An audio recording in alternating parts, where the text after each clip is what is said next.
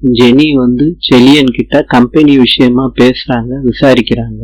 ஈஸ்வரிக்கு கால் வலி. ராமமூர்த்தி சொல்றாரு நான் புடிச்சு விடவான்னு சொல்றாரு. நான் மாத்திரம் காலை புடிச்சு விட்டேன்னு வச்சுக்கோங்க, பாட்டிக்கு கால் வலி எல்லாம் பறந்து போயிரும். ஈஸ்வரி அதெல்லாம் தேவையில்லைன்னு நின்னுட்டாங்க. இப்படியே நடந்து போயிட்டாங்க ஈஸ்வரி கோவத்துல. முருதா சொல்றாங்க, பாட்டி பேசினதை நான் உங்ககிட்ட சொல்லிருக்கவே கூடாது, அதனாலதானே கோவப்பட்டு போறாங்க பாட்டின்னு சொல்றாங்க. பழனிசாமி அவங்க அம்மாவை கவனிச்சுக்கிறாங்க. சொல்றாங்க 45 வயசு ஆயிடுச்சுரா, இன்னும் ஒத்தையிலே இருக்கியேன்னு பழனிசாமியும் சொல்றாங்க. பழனிசாமியோட அம்மா சொல்றாங்க, உன் பிறந்த நாள எல்லாரையும் கூப்பிட்டு செலிப்ரேட் பண்ணணும்டான்னு சொல்றாங்க.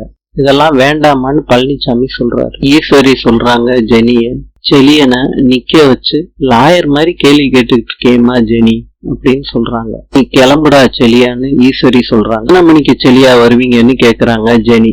கரெக்டா 7 மணிக்கு வந்துருவேன்னு செலியன் சொல்றாரு. செல்வி சொல்றாங்க, எத்தனை மணிக்கு போவாங்க எத்தனை மணிக்கு வருவாங்கன்னு கேக்குறதுல தப்பு இல்லையம்மா, நீங்களும் கேக்குறது தானேன்னு ஈஸ்வரிய பார்த்து கேக்குறாங்க. ஈஸ்வரி சொல்றாங்க, அதுக்குன்னு இத்தனை கேள்வியா கேட்பாவ?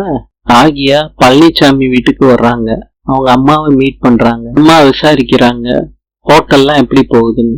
பாக்யா சொல்றாங்க நல்லா போகுதுமான்னு சொல்றாங்க. வெள்ளிக்கிழமை பழனிக்கு பிறந்த நாள்மா, அவனோட 45வது பிறந்த நாள். எல்லாரையும் கூப்பிட்டு அவன் பிறந்த நாளை கொண்டாடணும்னு எனக்கு ஆசை பாக்யா. பாக்யா, பிறந்த நாள் கொண்டாட்டத்துக்கு முக்கியமான வேலை உனக்கு தான்.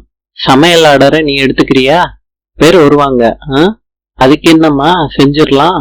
பழனிசாமி கிட்ட அவங்க அம்மா சொல்றாங்க, உன் பிறந்த நாள் ஆர்டரை பாக்யா கிட்ட தான் கொடுத்துருக்கேன், உனக்கு பிடிச்ச மெனுவை நீயே தேர்ந்தெடுத்துக்க பாக்யா, உனக்கு தெரியாமலையா இருக்க போது. அம்மா கேக்குறாங்க, பாக்யா உனக்கு எத்தனை வயசாகுதுன்னு. 43மா. ஆனா பழனியோட 2 வயசு கம்மி தான். பேசிக்கிட்டு இருங்க, நான் காஃபி எடுத்துட்டு வரேன் அப்படின்னு சொல்லிட்டு கிளம்புறாங்க. பாக்யாவும் பழனிசாமியும் பேசுறாங்க. இன்று